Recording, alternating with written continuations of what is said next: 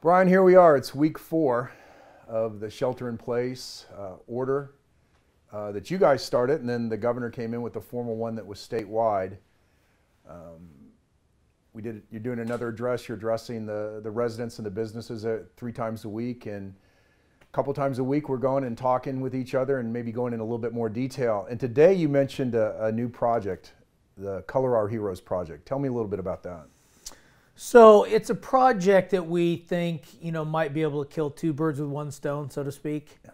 One is at least from the kids who are in school, from their standpoint, they're not in school, right, or at least they're not in the schoolhouse.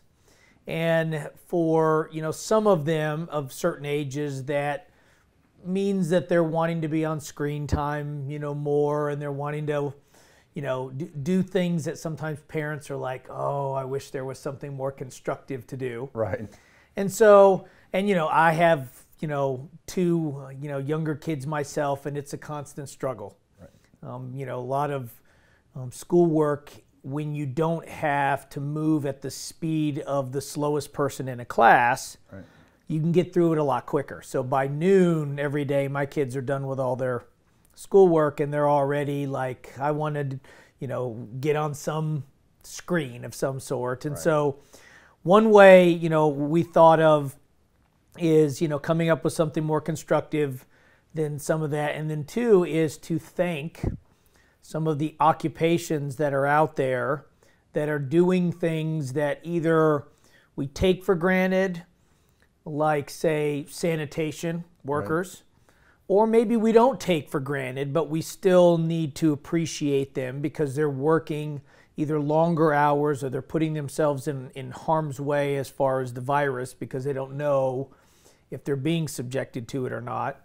And so we came up with, by we as the city and Titan came up with a project that we thought we could start, and that is to have a sketched image of these professions, mm-hmm, and to publish it and to let people in the community color it and both post it on the front of their house, in their front window or door or whatever, as a way of showing support for people driving past. And I know if I was driving home and there was a bunch of pictures of city managers in the houses going home. I don't think we had the city managers. No, that's gotta. Yeah.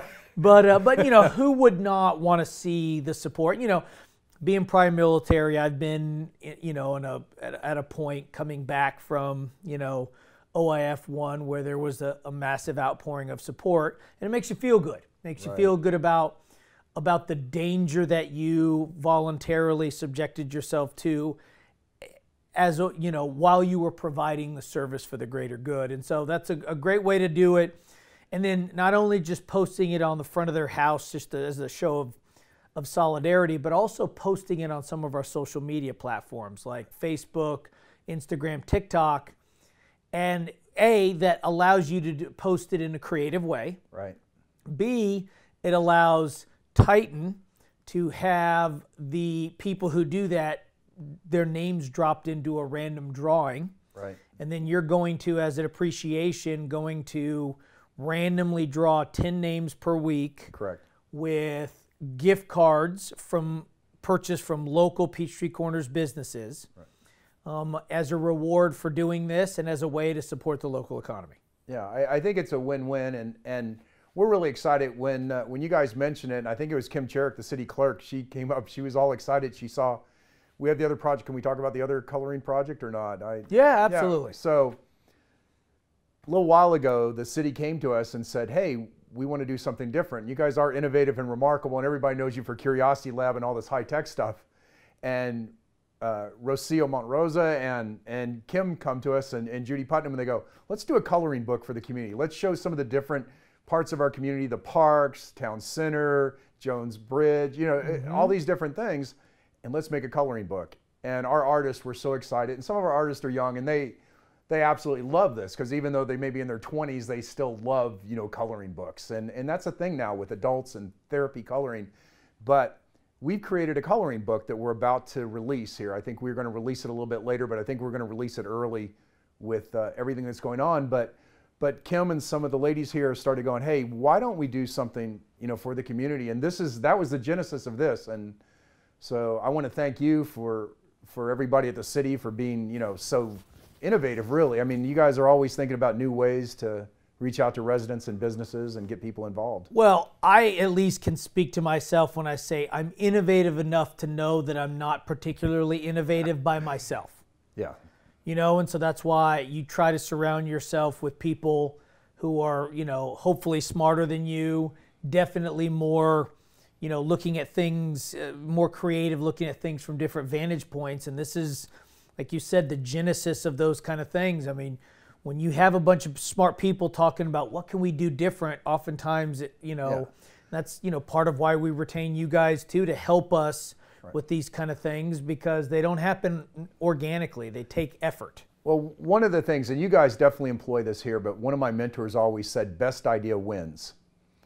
And, you know, before I got into the crazy entertainment world and production world, you know, I had an engineering company and we had a bunch of engineers, and my chief engineer said, it doesn't matter, you know, if John, the guy who takes the trash out at night, comes up with a better idea than our engineering team does, let's use his idea and give him credit for it. Right. You know, put your ego aside. And I think we see that in Peachtree Corners. I mean, your staff, I mean, your entire group, I mean, literally, you know, if one of the guys outside, you know, washing the windows has a better idea, we'll use it and give him or her credit for it. And I think we got to be that way. We got to be agile in this new economy, this new paradigm that we're living now. We do, and, you know, of course, credit's got to go to, you know, the governing body, mayor and council also. Absolutely. Support, you know, these efforts. They give us, you know, the flexibility and latitude to come up with, you know, ideas like this, to implement them.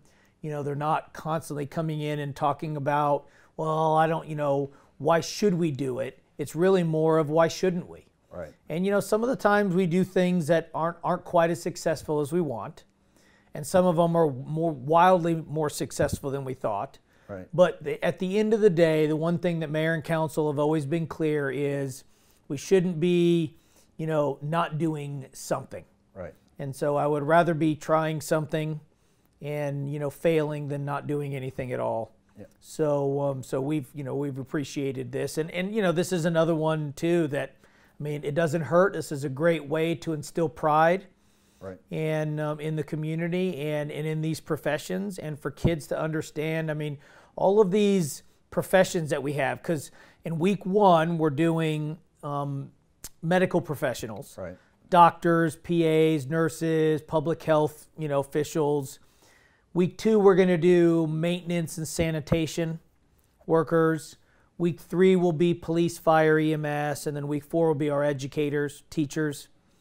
And of course, there are a lot of other ones. I mean, if we had more than just 4, we could be going on and on and on. Yeah, there's so many people there. There are. The folks at the grocery store. Yeah, let's not forget, you know, I mean, you know, they've got every new customer they're ringing up is technically somebody that could have it. Could be asymptomatic and a risk. So, but I mean, we need groceries, and they're there to do it. But you know, at the end of the day, though, especially for small kids, this is a great way to also show how these professions are critical. Right. You know, these are callings. They're not just jobs. These are, you know, these are ones that it's a calling, and you're giving back to the community in a, you know, in a phenomenal way. So. Right. Well, I'm going to let the kids know. You mentioned it at your public address, but we have hashtag Color Your Heroes. We have hashtag Peachtree Corners, of course, and hashtag Peachtree Corners GA. So when you do your coloring, when you finish your coloring, take a picture of it, scan it, whatever you can do to get it digital. If you do it in Photoshop, it's already digital.